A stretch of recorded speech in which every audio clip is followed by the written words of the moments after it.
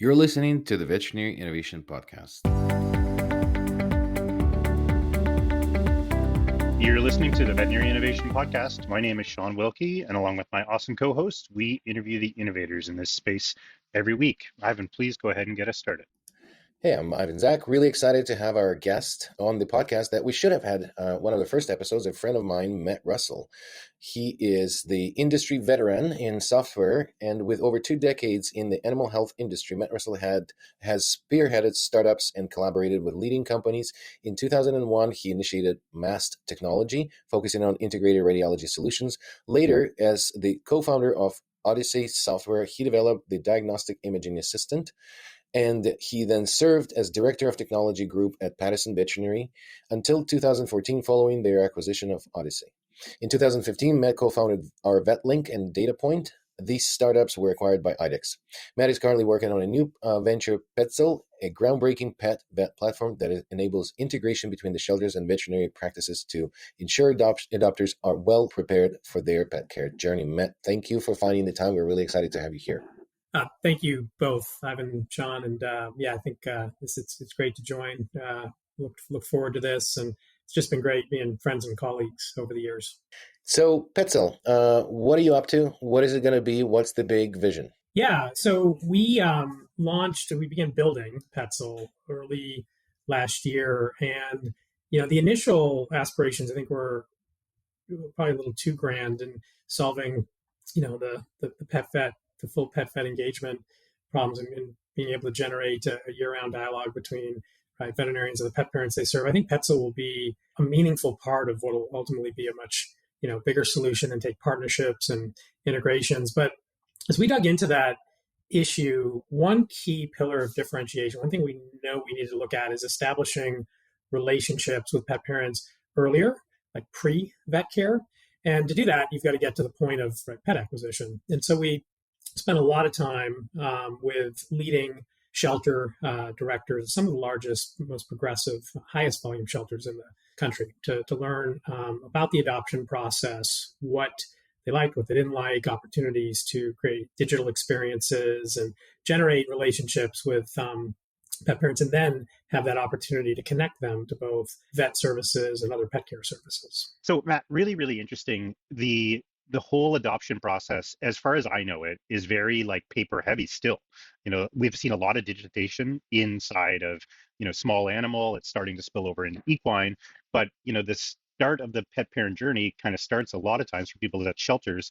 What did you find when you dug in there, and what's the innovation that you're bringing to this segment of the pet owner journey? Yeah, I mean, you're spot on. Today, post-adoption, shelters are doing one of a couple things. They are sending out an adoption packet that is typically stuffed with important, information, their adoption contract, medical record, behavioral summary, a slew of different educational information partners that they have to promote. So it ends up being this thick packet, and where do certain things fall? And more often than not, they fall right between the seats of the car, actually. They don't make it to the first vet visit. And it's just this waterfall of information day one when they don't need, right? The adopters don't always need all that information. Some of it they need, after the first week, after the first month, and so on. And so, or it's going out as an email with lots of attachments, not easily searched, not easily retrieved.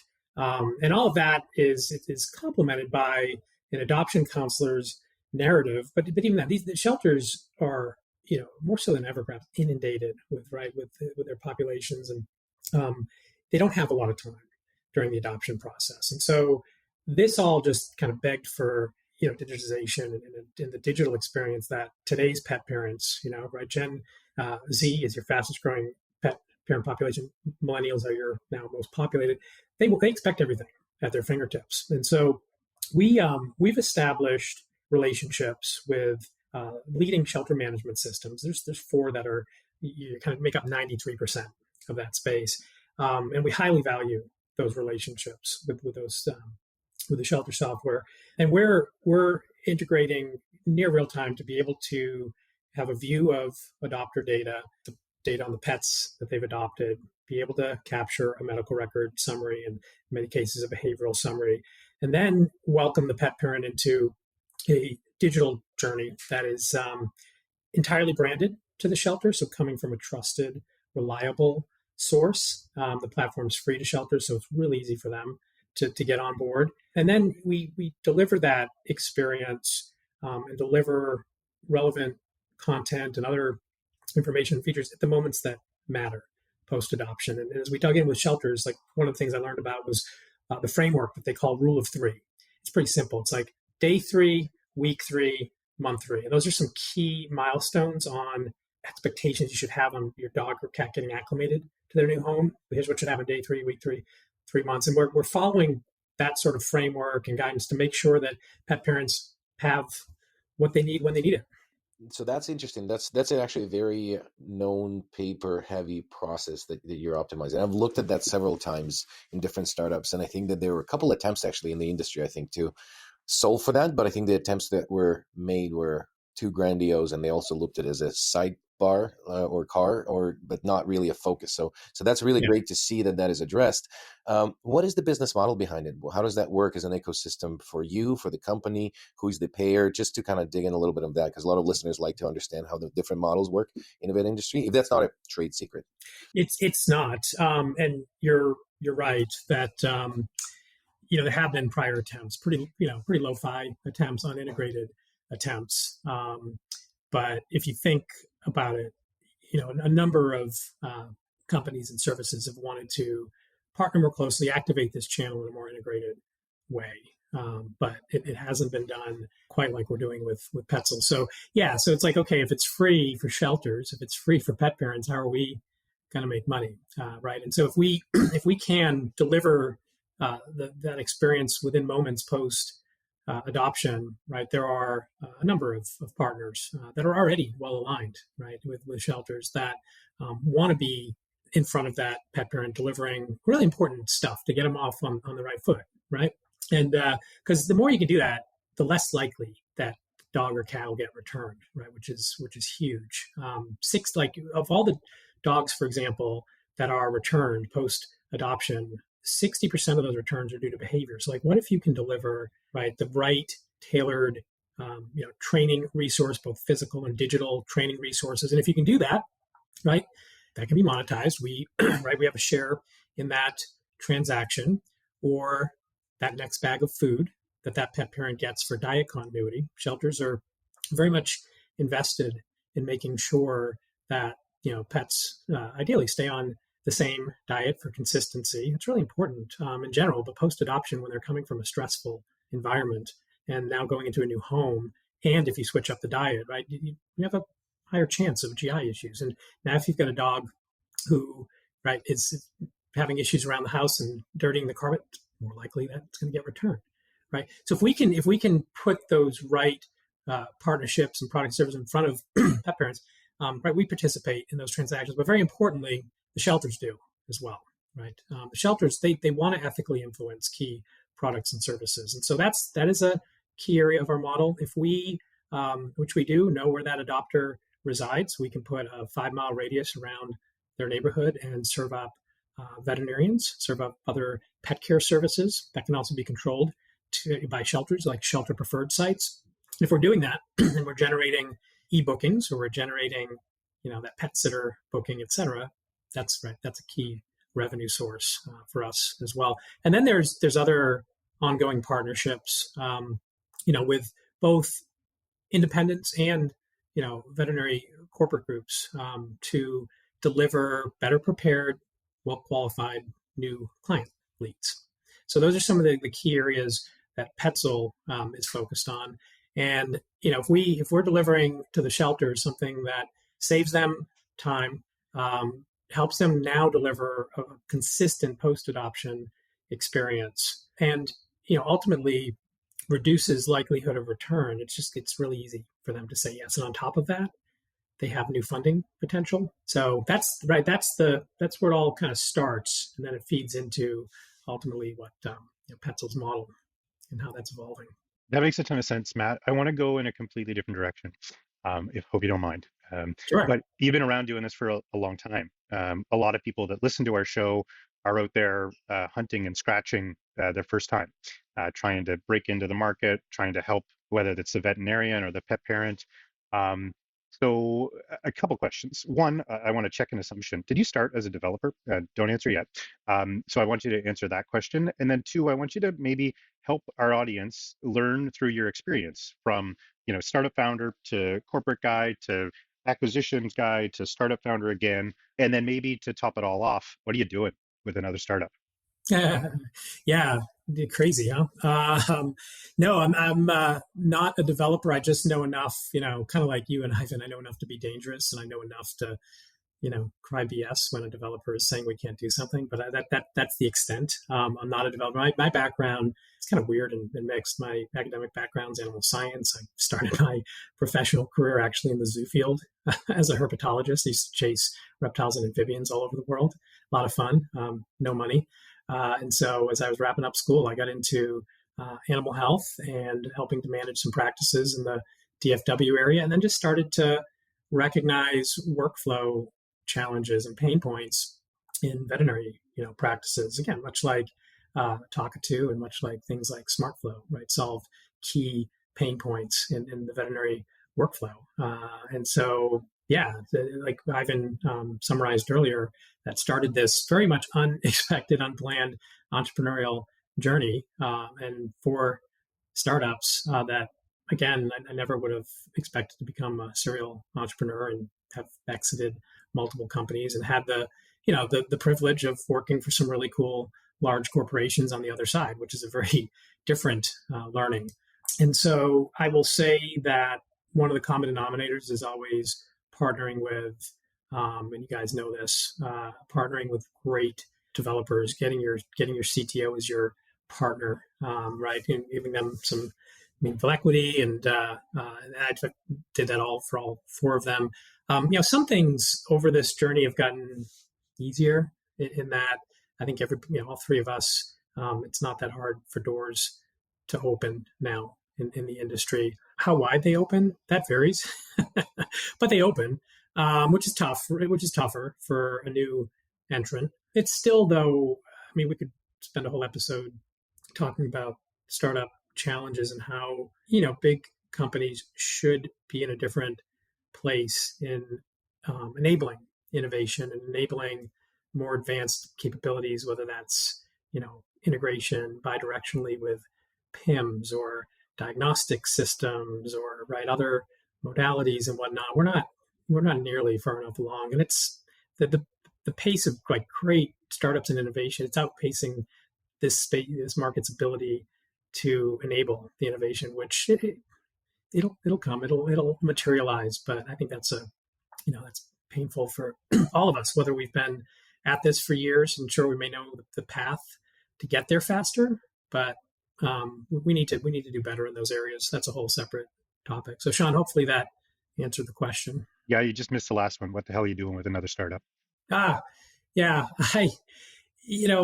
I've always kind of had this idea in mind to connect siloed areas of the ecosystem. There's similarities to what we did with our VetLink, right? We made some big steps forward, still plenty of opportunities and work to do to better connect primary and specialty care and round trip that referral process. But that's what I looked at this and said, here's one area where okay, pets are being acquired here.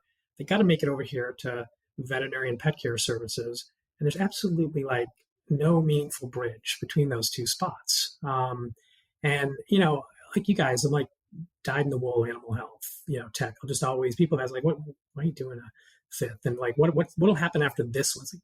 You'll still see me at VMX. You'll still, see me on a podcast. I love this stuff. And so I'll always do it. There's just a passion. And I think it's, a problem that needs to be solved. It's a great answer. Yeah. And that's the question, Shawn, that my wife asks me a lot. What the hell are you doing with I know she's asked me that about you, Ivan. His wife has asked you that. Yeah. No, what's he doing with another startup? Yeah. We're all crazy, of course. Yeah. I think you might be right. A bit of an addiction, the entrepreneurship. So, Matt, big picture, when you build it's successful and sold it to the next big giant company, or right before that, what does it look like? What does Petszel, who is talking about it, cannot live without it? What is that big vision for it, and what does it look like in 5 years? Yeah, great question. in 5 years, we look at our 5-year plan, right? We want to have a meaningful presence and be delivering even more value than we are now to the animal welfare ecosystem. And if we're doing that, right, we've grown to some critical mass. That means that right, pet parents are using it, they're relying on it. It has become a significant valued tool for pet parents in the early parts of their journey. And if we've done that, there's plenty of opportunity in the first 3 to 6 months of pet parenthood. If this is the platform that pet parents use to start, whether it's their first time dog or cat care journey or their repeat dog or cat parents, we'll be pretty proud of what we achieved.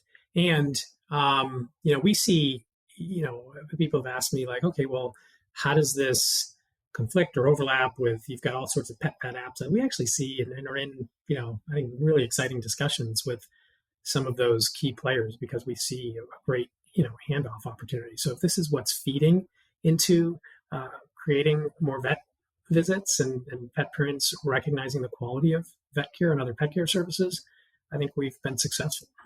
And I'm not on your leadership team, but I think I don't even have anything to do with your company, but I think if you could relieve some of the burden off the shelters by that revenue share model, that's going to be a pretty significant accomplishment as well.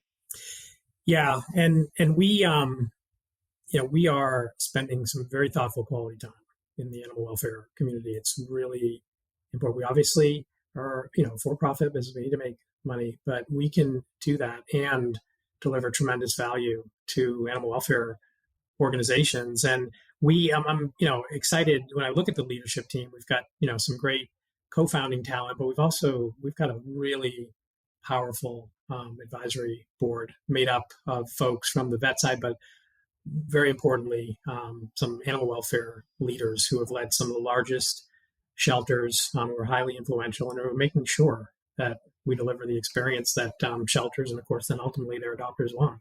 That's awesome, Matt. Well, it's exciting to watch. We'll watch from the sidelines and probably talk to you again in a little bit. Thanks so much for taking the time. We like to wrap up the same way every episode. Got a couple questions for you. First is a YouTube video, a TED Talk, a book, something that you found interesting and inspiring that you'd like to share with our listeners. Yeah, I'm sadly overdue to read my next good book, but I'll tell you one thing that I've spent a lot of time here lately, just because I don't understand it well and want to get more comfortable and figure out how do we leverage AI without being buzzy, without just trying to stuff AI and having that on a pitch deck or something. So I've spent a lot of time reading up on material, understanding what opportunities there are. I listened to a recent Wall Street Journal podcast with Sam Altman and Mira Murati, who, OpenAI and ChatGPT, and just listening to how that's evolving and what, the next level of personalization and data delivery that we're going to be able to, all of us in our products, be able to optimize, experiences for veterinarians, for the pet parents they serve, for animal welfare, et cetera. It's a long-winded answer, but that's a podcast that, I found pretty valuable. It was just within the last few months. Awesome. And the last question that we ask, is there another innovator that you want to recommend to this podcast? Yeah. I think spending more time understanding the animal welfare side and the connections that can be made.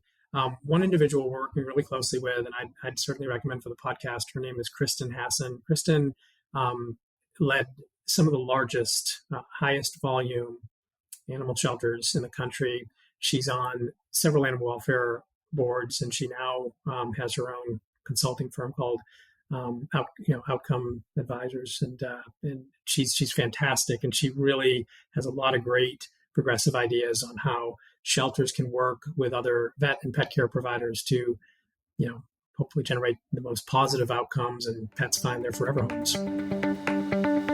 Thank you so much for listening to the Veterinary Innovation Podcast. If you want to hear about our new episodes, please follow us on any social media channel. Also, you can check out our website at veterinaryinnovationpodcast.com. See you next week.